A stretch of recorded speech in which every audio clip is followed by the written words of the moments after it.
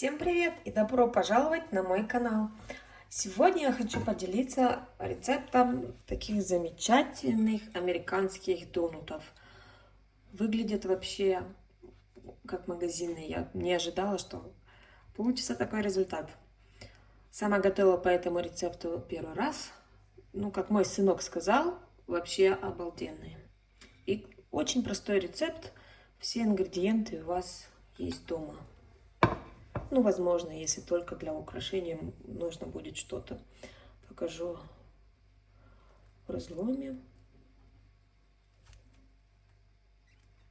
Обалденно вкусные. Давайте готовить. Мешаем тесто, молоко. Оно у меня еще теплое. Масло сливочное тоже теплое. Можно взять и маргарин, но с маргарином мне нравится больше. 2 яйца. Сюда же добавляем соль, можно ванильный сахар или ванильную эссенцию. Дрожжи 14 грамм.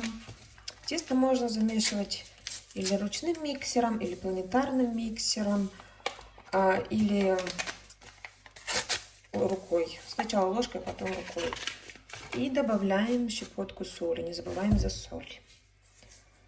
Сначала я это все сейчас размешаю, потом 2 раза будем добавлять муку. Муку нужно просеять. Просеиваем муку и замешиваем мягкое эластичное тесто.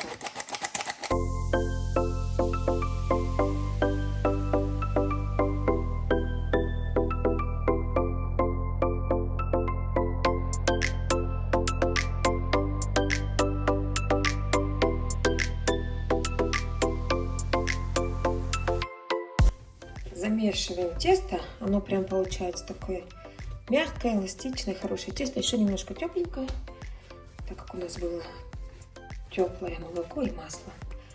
Замешиваем руками минут 15, на планетарном миксере, конечно, это займет больше времени. Вообще она даже не липнет к рукам. С таким тестом просто одно удовольствие работать. Тесто замешанное, перекладываем его обратно в миску, накрываем пищевой пленкой и оставляем в теплом месте на час. Смотрите, какое замечательное тесто получилось. Чуть больше часика оно у меня стояло.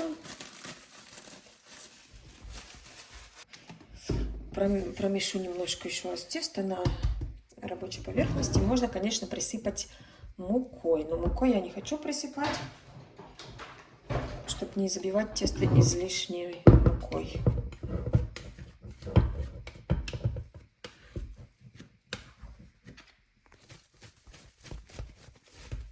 По идее, она бы так к рабочей поверхности тоже бы и не прилипла, можно было не смазывать маслом.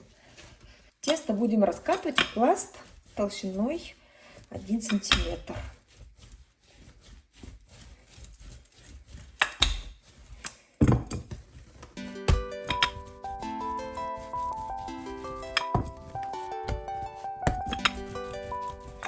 Я раскатала примерно 1 сантиметр толщиной. Вырезать я его буду при помощи стакана и вот такой вот насадки. Можно, конечно, использовать специальное кольцо. Но так как у меня его нету, я использую стакан. Так вот проворачиваем. Можно по размеру выбрать стакан побольше, конечно. И вырезаем серединку. Тоже немного проворачиваем. Немножко рука съехала. Также проворачиваем. Вырезаем серединку.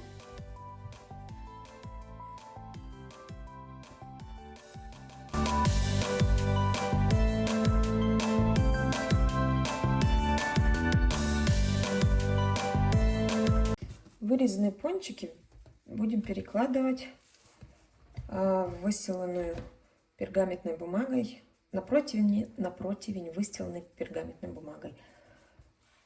пончики я переношу при помощи силиконовой лопатки. Можно использовать любую деревянную.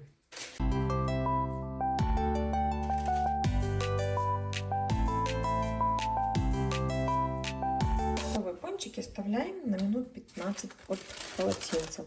Пока они у нас поднимаются, еще раз приготовим с оставшегося теста, с обрезков. Опять скатаем пласт и вырежем пончики.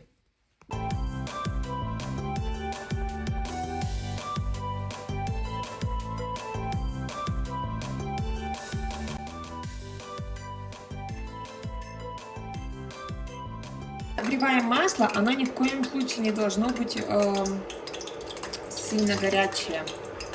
Иначе они у вас снаружи будут просто черные, горевшие. Внутри будут пропеченные, но снаружи они будут темные, а должны же быть светленькие донуты. Ставим вообще на минимальный огонь и выкладываем туда наши заготовочки.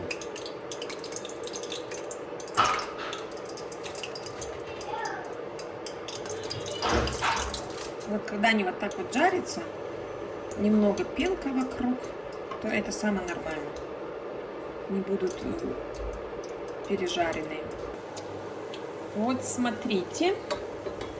Сейчас посмотрим. Вот такие вот золотистые должны быть донуты. Переворачиваем и обжариваем на другой стороне. Опс. Красавчики.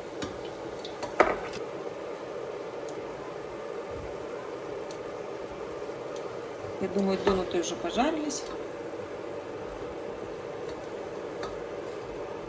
Вытаскиваем с помощью шумовки и выкладываем на салфетки, чтобы впиталось излишнее масло.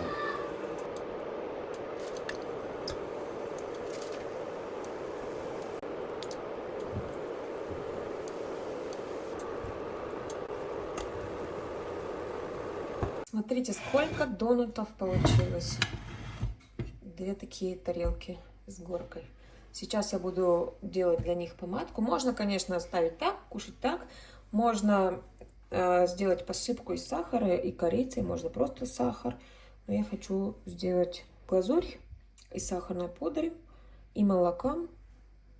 И немножко украсить сверху. Можно, конечно, сделать шоколадом.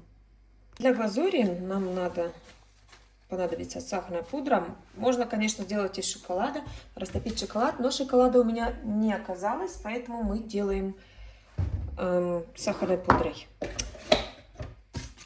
Альтернатива сахарной пудрой. Нужно нам молоко еще. Я возьму красители. Так, у меня возьму, наверное, красный краситель, думаю.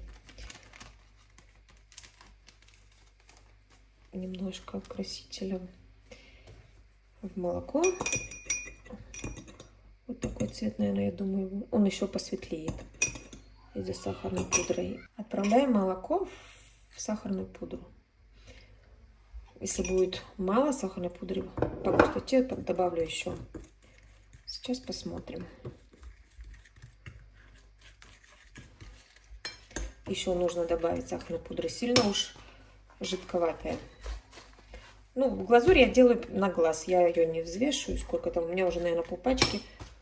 Да, полпачки ушло сахарной пудры. Много я, конечно, добавила молока. Лучше немножко меньше добавить. Потом, если сильно густо будет, то добавить еще. Но так как у нас пончиков много, я думаю, это как раз хватит на все пончики. Видите, она светлеет как раз. Можно или добавить красителя, если интенсивнее цвет хотите, или оставить так. Помадка моя готова. Можно еще сделать гуще. Если будет чересчур жидкая, то она будет очень долго застывать. А так она застынет очень быстро. Можно вместо молока добавить сахар, лимонную кислоту. Если кто-то хочет кисленькое. Но так как у нас в донутах всего лишь 40 грамм сахара, они даже еле-еле сладкие. Для сластен это будет мало. То помадка из сахарной пудры как раз будет в точку. Посыпки у меня будут такие вот украшения. Это еще осталось с Пасхи чуть-чуть. И такие синенькие, это с Нового года. Можно еще сверху посыпать стружкой, кокосовой стружкой.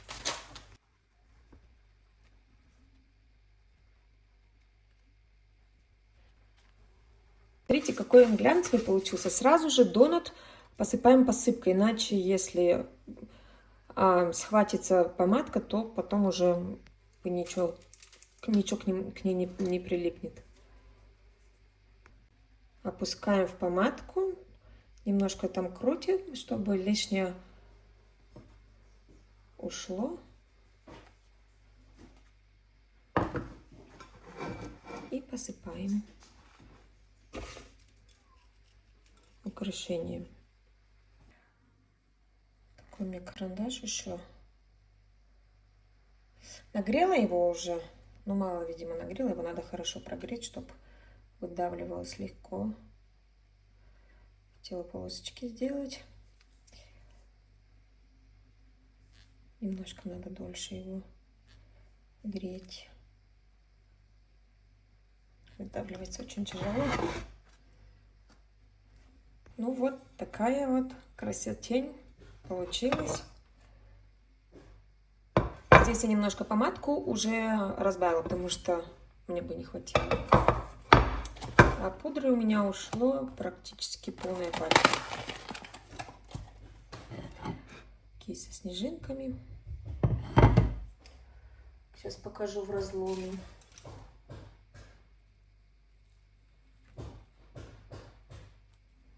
Мой сын сказал, вкусная тень. Любит такие розовые магазинные. Но они прям как магазинные получились.